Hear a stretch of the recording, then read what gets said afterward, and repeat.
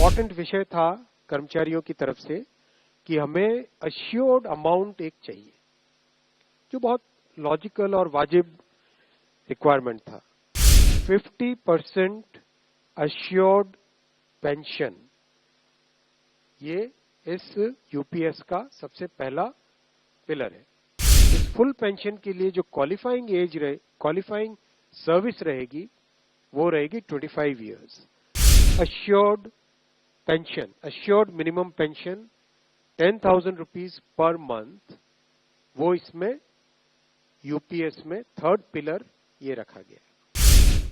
Option रहेगा, कोई अगर एनपीएस में रहना चाहे तो एनपीएस में रह सकता है, यूपीएस में ऑप्ट करना चाहे which is naturally a very attractive scheme, तो उसमें ऑप्ट कर सकता है। आज प्रधानमंत्री श्री नरेंद्र मोदी जी की अध्यक्षता में यूनियन कैबिनेट ने यूनिफाइड पेंशन स्कीम को अप्रूव किया है, इसको अनुमोदित किया है और ये स्कीम अभी आने वाले समय में लागू होगी। इम्पोर्टेंट विषय था कर्मचारियों की तरफ से कि हमें अश्योर्ड अमाउंट एक चाहिए, जो बहुत लॉजिकल और वाजिब रिक्वायरमेंट था। तो इस डिमांड पे एक मेथोडिकल वे में काम करके और एक्चुअरियल साइंसेस, जो लोग आगे का भविष्य का रिक्वायरमेंट वगैरह कंप्यूट करने का एक तरीका होता है जिसको एक्चुअरियल साइंस बोलते हैं, उनके साथ मिलके कई तरह के फाइनेंशियल मॉडल्स को प्रोजेक्ट करके और सबके साथ मिलके एक सिस्टमेटिक तरीके से 50% अश्योर्ड पेंशन, ये इस यूपीएस का सबसे पहला पिलर है। इसकी डिटेलिंग देखनी चाहिए हमें। जो ये अमाउंट मिलेगा वो रिटायरमेंट से पहले के 12 महीनों की एवरेज बेसिक पे का 50% होगा।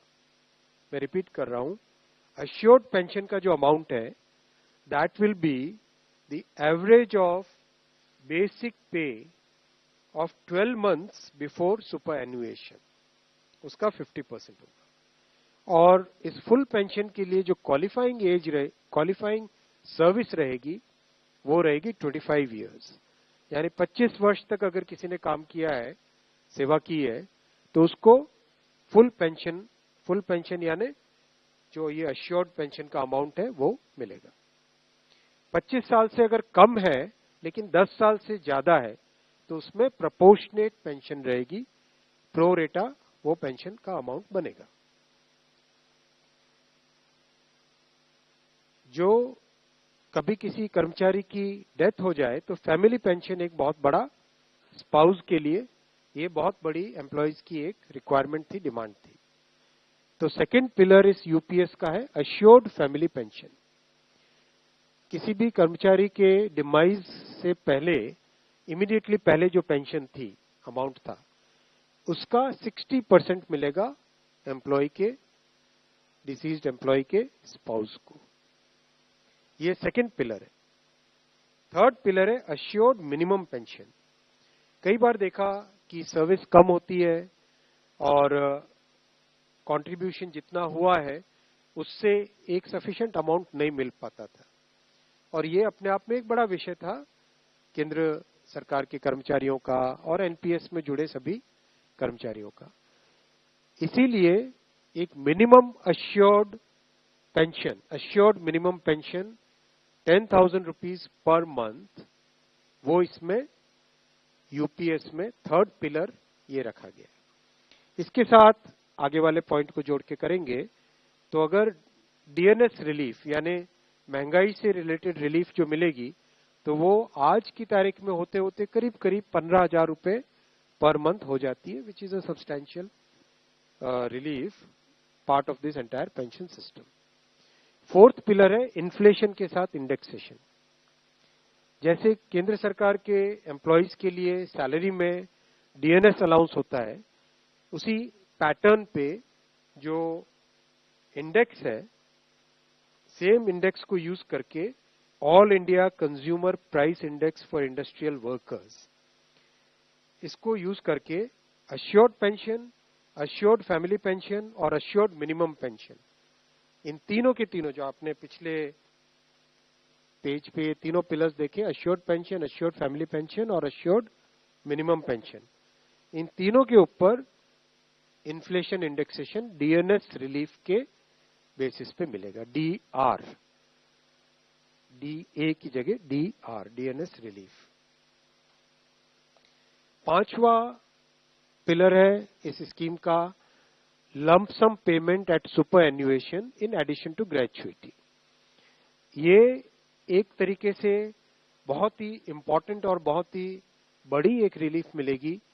जब सुपर एन्युएशन होता है तो उसके बाद में इंसान अपनी लाइफ को प्लानिंग जिस तरह से करना चाहिए तब कई बड़े खर्चे आते हैं, इसलिए ये लंप सम एक अमाउंट तय किया गया। यह है कि हर 6 महीने की सर्विस के लिए मंथली इमोल्यूमेंट्स विच मीन्स पे एंड डीए कंबाइंड, उसका 10% अमाउंट। तो ये एक अपने आप में सब्सटैंशियल एक अमाउंट रह जाएगा। जैसे मान लीजिए किसी का 30 इयर्स की सेवा है तो उसमें करीब करीब 6 महीने की सैलरी, सोमनाथन साहब दैट्स करेक्ट ना, करीब करीब 6, तो उसको 6 महीने की इमोल्यूमेंट्स जो उसकी रहेगी पे प्लस डीए मिला के वो एक लमसम अमाउंट की तरह मिलेगा। ये 5 पिलर्स को लेके आज यूनिफाइड पेंशन स्कीम अप्रूव हुई है। ये स्कीम केंद्र सरकार के करीब 23 लाख कर्मचारी, करीब 23 लाख एम्प्लॉइज हैं, उनको इसका बेनिफिट मिलेगा। ऑप्शन रहेगा, कोई अगर एनपीएस में रहना चाहे तो एनपीएस में रह सकता है, यूपीएस में ऑप्ट करना चाहे which is naturally a very attractive scheme तो उसमें ऑप्ट कर सकता है। प्लस राज्य सरकारें अगर इसी फ्रेमवर्क को, इसी आर्किटेक्चर को यूज करना चाहे तो राज्य सरकारें भी इस आर्किटेक्चर को यूज कर सकती है।